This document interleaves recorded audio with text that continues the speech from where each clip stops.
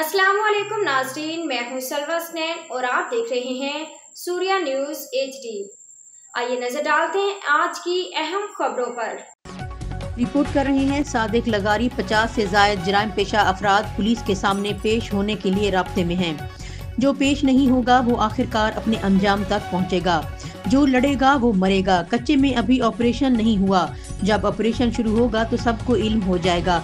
हुकूमत अगर BLA और दीगर दहशतगर्द तंजीमों के खिलाफ कार्रवाइयाँ करके इन्हें ख़त्म कर सकती है तो ये कच्चे के चंद असलहा बरदार कुछ भी नहीं हैं।